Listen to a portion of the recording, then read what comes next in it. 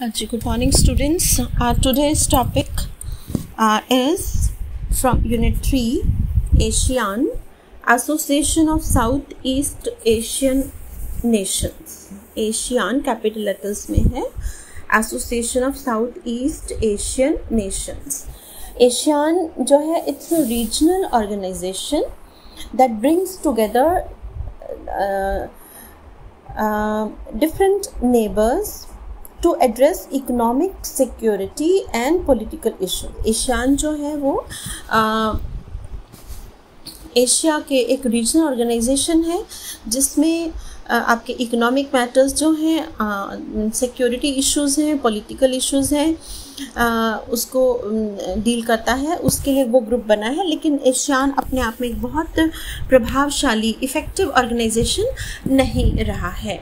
ठीक है. Basically ASEAN जो है, it is an intergovernmental organisation of 10 south east Asian countries: Brunei, Cambodia, Indonesia, Laos, Malaysia, Myanmar, Philippines, Singapore, Thailand and Vietnam.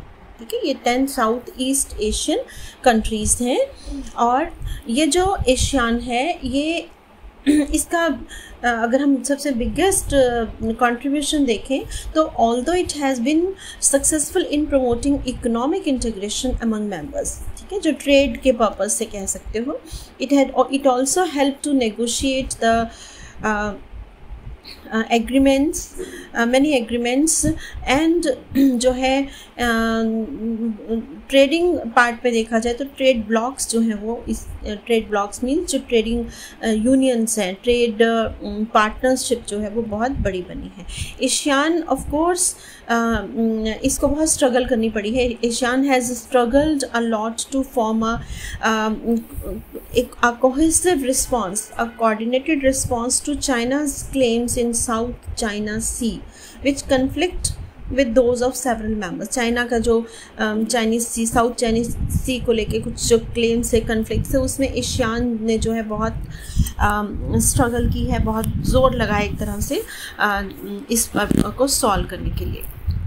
ठीक है. तो क्या हम कह सकते हैं दैट इसमें एशियान में 10 मेंबर कंट्रीज़ हैं. ठीक है. और एक रीजनल ग्रुप है. ये बेसिकली ट्रेडिंग के उससे बनाया गया था, लेकिन पॉलिटिकल इश्यूज़ और सिक्योरिटी इश्यूज़ को भी डील करता है.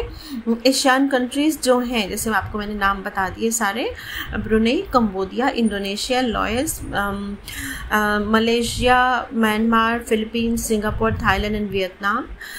इनकी जो टोटल पॉपुलेशन है 650 मिलियन पीपल है. और इनका कंबाइंड जीडीपी अगर हम देखें तो $2.8 ट्रिलियन है. ठीक है. और this group has played a central role in Asian economic integration. This group has played an important role in Asian economic integration.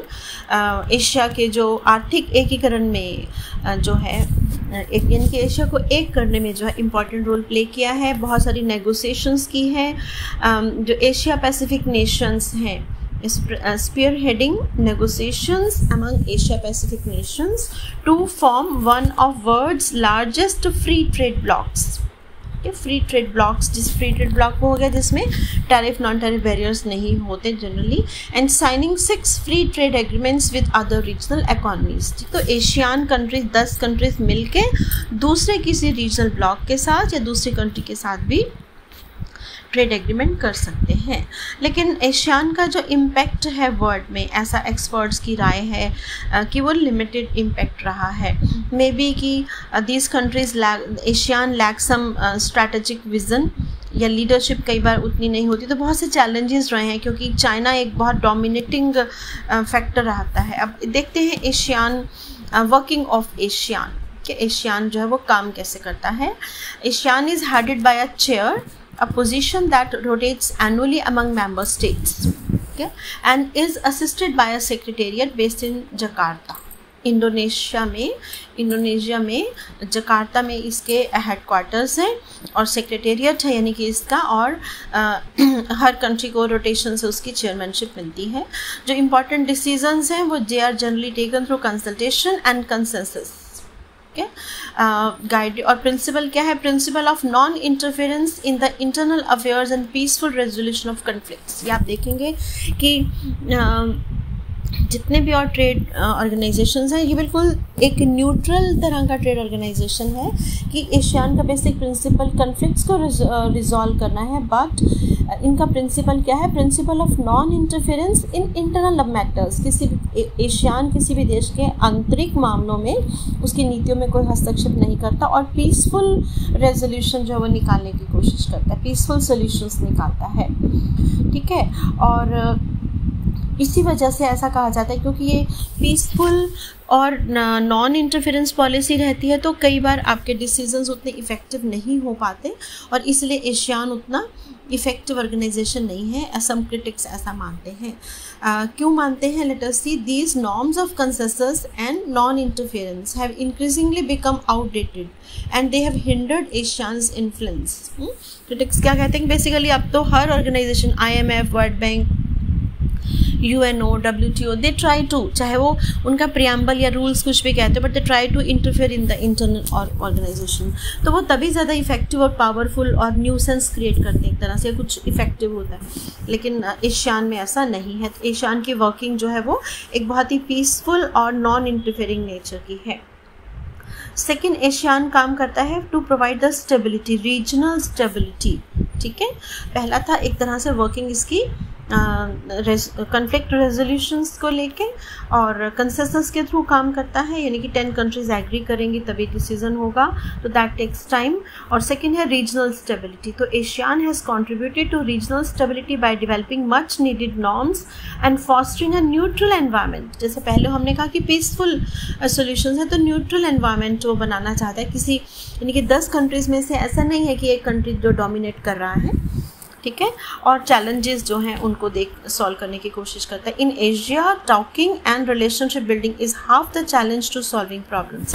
मतलब इन एशियान में जो है वो ऐसा नहीं है कि हर एक कंट्री को, जो छोटा कंट्री मान लीजिए उसको अपनी बात नहीं वो कह सकता, तो equal and fair treatment to all the member countries जो है वो रहती है, ठीक है। अब थोड़ा सा देख लेते हैं कि एशियान की हिस्ट्री क्या रही है। थोड़ा इंट्रोडक्शन पार्ट पे आप लिख सकते हो। It was formed in 1967। ASEAN united Indonesia, Malaysia, Philippines, Singapore and Thailand initially, or which sought to create a common front against the spread of communism and promote political, economic and social stability. Asia Pacific जो Nations हैं उनमें जो भी थोड़ा तनाव था तो उसको सॉल्व करने की बहुत एक पीसफुल तरीके से उन्होंने एक ऑर्गेनाइजेशन बनाई। जैसे फिलीपींस के बारे में भी आपने सुना होगा, कम्युनिज्म बहुत रहा है और एक political stability, political peace, economic stability, economic peace and social peace and security का एम रहा है। In 1976 members signed the treaty of amity and cooperation in South east Asia, ठीक है।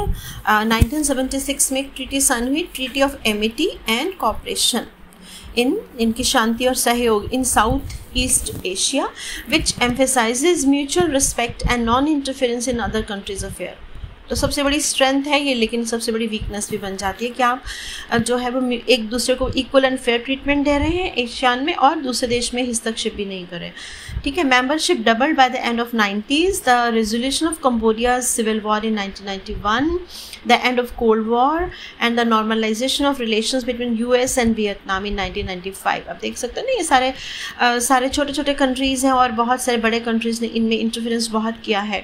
इस तरीके से जैसे ही कंबोडिया की प्रॉब्लम सॉल्व हुई, कोल्ड वॉर ख़त्म हुआ और US और वियतनाम की प्रॉब्लम्स जो है वो सॉल्व हुई, it brought relative peace to mainland south east Asia, paving the way for more states to join ASEAN. तो इसके साथ साथ 1984 में ब्रुनेई, 95 में वियतनाम, लाओस एंड म्यांमार 97 में, कंबोडिया 1999 में, and this group started to launch initiative to boost regionalism, ठीक है। उनके अपने एरिया को वो डेवलप करने की बात करने लगे। मेंबर्स ने एक ट्रीटी साइन की 1995 में, किस लिए, to refrain from developing, acquiring और पोजेसिंग न्यूक्लियर वेपन्स, ठीक है। तो वो युद्ध की स्थिति से दूर रहे लॉन्ग रन में, इसलिए कोई भी न्यूक्लियर वेपन्स को एक्वायर नहीं करेंगे। लेकिन 1997 में जो है थाईलैंड में क्राइसिस शुरू हुआ। Faced with 1997 Asian financial crisis which started in Thailand, Asian members pushed to further integrate their economies। ठीक है, 97 में क्योंकि लिबरलाइजेशन ग्लोबलाइजेशन स्टार्ट हो चुका था सभी कंट्रीज़ में, ठीक है, तो इसलिए जो है उन्होंने फिर से उसको स्ट्रेंथन करने की कोशिश की।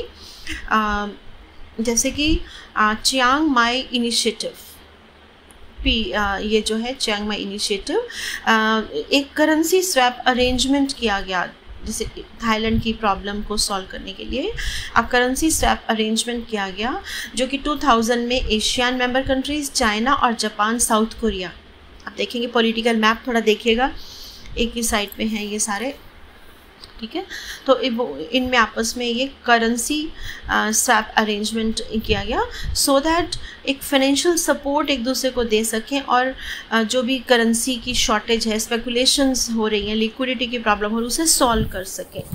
इन 2007 the 10 members adopted the Asian charter, a constitution, यानी कि एक चार्टर बना दिया गया, a constitutional document that provided the grouping with legal status and an institutional framework. तो चार्टर बनने से एक लीगल स्टेटस जो है वो कॉन्स्टिट्यूशनल डॉक्यूमेंट हो गया था। चार्टर एनश्राइन्स कोर प्रिंसिपल, अब इस चार्टर में एशियन के कोर प्रिंसिपल्स क्या बन गए, इसमें कोर प्रिंसिपल्स डाले गए और इसको जो है कुछ मेंबरशिप के लिए स्पेशल रिक्वायरमेंट जो है वो सेटअप की गई, ठीक है। The charter laid out a blueprint for a community made up of 3 branches, Asian economic community, यानी कि एशियन के 3 अलग अलग पार्ट्स ऑर्गन्स कर दिए गए, ठीक है, ASEAN economic community, Asian political security community and Asian socio cultural community. तो उससे क्या होगा, उनके थोड़े गोल्स और फंक्शनिंग को आपस में डिस्ट्रीब्यूट कर दिया गया, रीएलोकेट कर दिया गया। अब देखें इसकी economic progress. ASEAN has made notable progress towards economic integration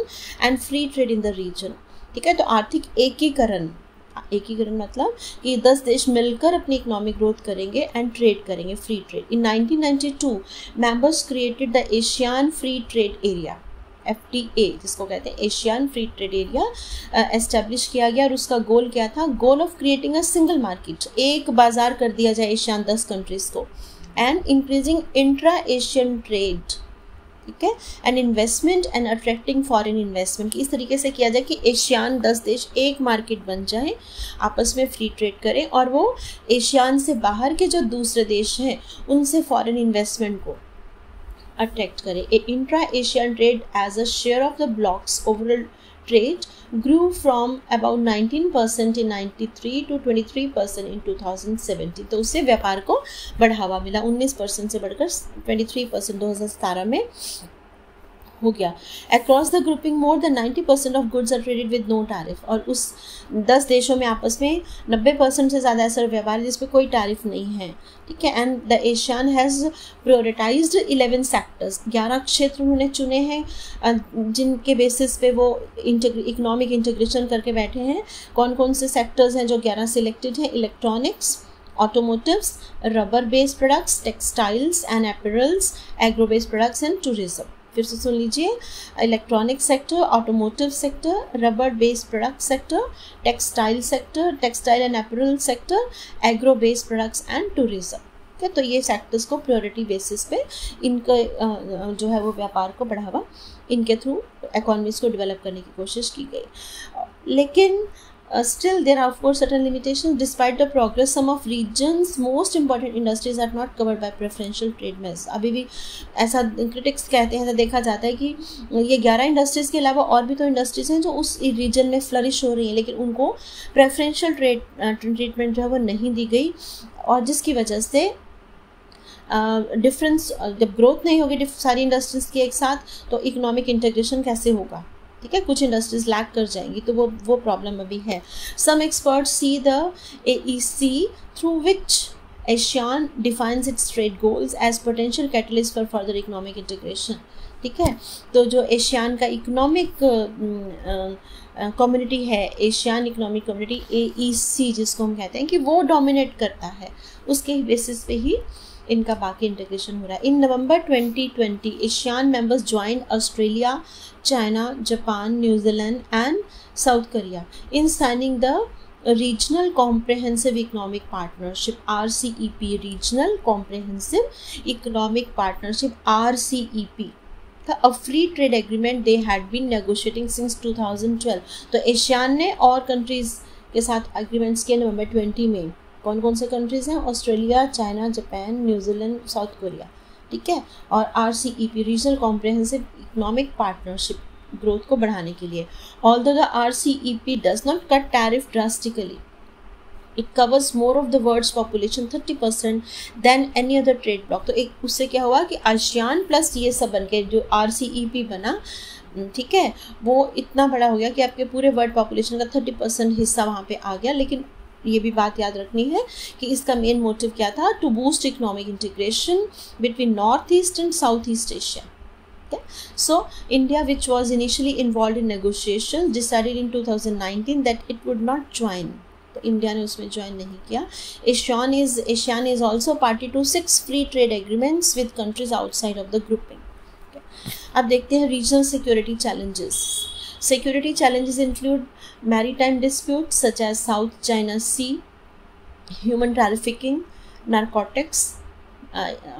narcotics trafficking, refugee flows, natural disasters, floods, insecurity, terrorism and insurgencies। ठीक है, तो इतने सारे आप देख सकते हैं। इसमें मेनली आपके ड्रग्स से रिलेटेड, रिफ्यूजी से रिलेटेड, ये स्लेवरी, ह्यूमन ट्रैफिकिंग, टेररिज्म और नेचुरल डिजास्टर्स तो हैं। ठीक है, while the vast majority of issues are dealt with outside of ASEAN, including bilaterally or with outside moderation, there are several ASEAN-led forums through which regional issues are discussed। तो ASEAN से बाहर भी discuss होते हैं और ASEAN with in ASEAN भी उन issues को डिस्कस किया जाता है। एशियान रीजनल फोरम जो है बनाया गया 1993 में। एशियान रीजनल फोरम बनाया गया 93 में, जिसमें द 27 मेंबर मल्टीलेटरल ग्रुपिंग है। The 27 member multilateral grouping बनाई गई। It was developed to facilitate regional confidence building and preventive diplomacy on political and security issues। तो ये जो एशियन रीजनल फोरम बनाया गया 93 में, उसका पर्पस क्या था कि डिफरेंट रीजन, उस रीजन के जो डिफरेंट मेंबर कंट्रीज उनमें कॉन्फिडेंस आए और डिप्लोमेसी प्रिवेंटिव नहीं होनी चाहिए, यानी कि वो खुलकर बात करें political issues पे, security issues पे। The forum represents a wide array of voices including ASEAN, its dialogue partners, North Korea, Pakistan, among others. Yet it is often mired in geopolitical disputes that limit its effectiveness। तो political issues naturally sensitive issues होते हैं, तो इसलिए उतना effective नहीं है। ASEAN +3 एक और ग्रुप बनाया गया, ASEAN +3। The consultative group which was initiated in 1997 brings together ASEAN's 10 member, China, Japan and South Korea. Then ASEAN +6 अगला ग्रुप है ये। This group consist of ASEAN's 10 member plus Australia, China, India, Japan, New Zealand and South Korea. यानी कि ASEAN +3 का मतलब ASEAN और +3 और 3 कौन से? और China, Japan and South Korea. और एशियान +6 में एशियान के 10 + 6 और हो गए। कौन कौन से? Australia, China, India, Japan, New Zealand, South Korea. It played a central role in pushing forward the RCEP, जबकि इंडिया ने एग्रीमेंट साइन नहीं किया था। East Asia summit first held in 2005। The summit seeks to promote security and prosperity. जो summit हुआ, जो शिखर सम्मेलन हुआ, तो उसमें सुरक्षा और संपन्नता, समृद्धता, इस पे ध्यान दिया गया। And it is often attended by heads of the state of Asian members, Australia, China, India, Japan, New Zealand, Russia, south Korea and the United states. Okay, और ये एक ही अपॉर्चुनिटी है जिसमें कि यूनाइटेड स्टेट्स के US के प्रेसिडेंट जो है वो एशिया डिफरेंट कंट्रीज़ के साथ बैठ के सिक्योरिटी इश्यूज़ को डिस्कस कर सकते हैं। ठीक है, किसने कहा है? US institute of peace Vikram Singh and Brooking institutions Lindsey Ford. ये क्या कहते हैं? The summit remains the only opportunity for the president of US to sit down and collectively engage his Asia Pacific counterparts on the main political and security issues of the day. तो इतना prominent है ये east Asia summit जो है. However, US President Donald Trump जो थे has never attended an East Asia summit. Amid the coronavirus pandemic and subsequent economic crisis in 2020, ASEAN countries set up several bodies and mechanisms to procure medical supplies, distribute a COVID-19 vaccine, coordinate economic recovery plans and facilitate the safe resumption of regional travel. तो Covid में भी इन्होंने जो है जो requirements थी medical supplies की, vaccine की, इकोनॉमिक रिकवरी प्लान की, वो सब जो है वो करने की कोशिश की है. ठीक है. लेकिन साथ ही हम देखते हैं कि despite this diplomatic forums, disagreements over security issues continue. बहुत से जो सिक्योरिटी इश्यूज हैं, पॉलिटिकल इश्यूज हैं, वो कभी भी सॉल्व नहीं होते. The group's most glaring issue has been finding a joint response to rise of China. China का इंटरफेरेंस आप जानते हैं सब जगह ज़्यादा है. So China's re emergence as a major power in the east Asia region. आप देख ही रहे हैं कि चाइना यूएस से भी ज़्यादा स्ट्रॉन्ग होने की कोशिश में है. So is not only likely to transform south east Asia's relations with China but also perhaps the internal relations of ASEAN itself. यानी कि एशियान के 10 कंट्री के जो आपस में रिलेशंस हैं उन पे भी चाइना जो है वो असर डालने वाला है, ऐसा लिखते हैं मार्क बिसन. ठीक है. ऑस्ट्रेलियन प्रोफेसर हैं ये, और 2016 में उन्होंने ये कहा है कि चाइना जो है वो एशियान के इंटरनल मैटर्स पे यानी कि एज एन ऑर्गेनाइजेशन इंटरफेयर कर सकता है. Maritime disputes in South China Sea have been among the biggest irritants. Brunei, Indonesia, Malaysia, Philippines and Vietnam claim features in waters contested with China. तो ये सारी China सी में जो है इनकी प्रॉब्लम्स रही हैं. For those countries China's moves to reclaim land and build artificial islands are seen as violations of the national sovereignty. तो चाइना क्या कर रहा है कि वाटर लैंड पे एरिया पे कब्जा कर लिया, फिर आर्टिफिशियल आइलैंड्स बना दिए, तो लैंड या दूसरे की लैंड पे कब्जा कर लिया. ये तो आप जानते हैं.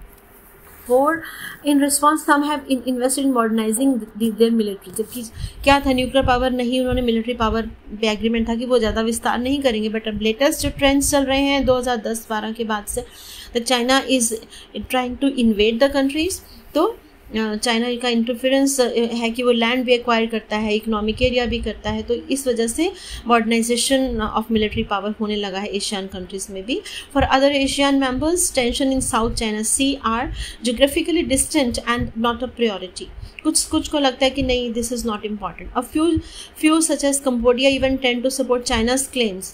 बताओ, इट मीन्स कि चाइना जो है वो एशियान की कंट्रीज के ग्रुप को तोड़ना चाहता है और कंबोडिया तभी सपोर्ट करे. In 2002 ASEAN and China signed the non binding declaration of conduct of parties in the South China Sea. ठीक है. Efforts to make it a legally binding code of conduct have regain momentum in recent years with Beijing voicing support for reaching an agreement by 2022. तो different agreement China जानबूझ के करता रहता है ताकि वो इंटरफेरेंस कर सके. United States which has a strong interest in preventing China from controlling the South China Sea. US तो यही चाहेगा कि चाइना, और बात भी ठीक है कि वो डिफरेंट जगह पर अपना इंटरफेरेंस नहीं करे. यूएस ने क्या रिस्पॉन्स किया, has responded by continuing military cooperation with ASEAN members. तो यूएस ने जो है, जैसे वियतनाम का तो आप जानते ही हैं, एशियन मेंबर कंट्रीज़ को अपनी मिलिट्री पावर सपोर्ट दिया, वियतनाम को, फिलीपींस को, सारे एशियन मेंबर्स कंट्रीज़ को. और वो खुद जो है वो वहाँ पे अपने इंटरनेशनल वाटर्स में अपनी प्रेजेंस को बनाए हुए हैं.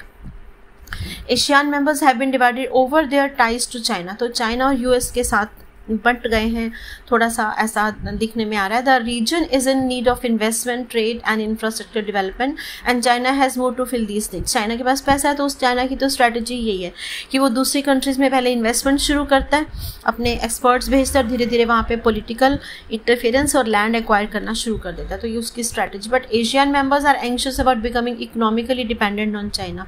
तो कुछ एशियन मेंबर्स को लगता है कि चाइना के साथ इन्वेस्टमेंट लेने का मतलब ये है कि धीरे धीरे वो चाइना पे डिपेंडेंट हो जाएंगे. These nations look to the United States to hedge. तो वो नेचुरली कहीं से सपोर्ट तो चाहिए, तो यूनाइटेड स्टेट्स जो उसमें इंटरफेरेंस कर सकता है. अब देखते हैं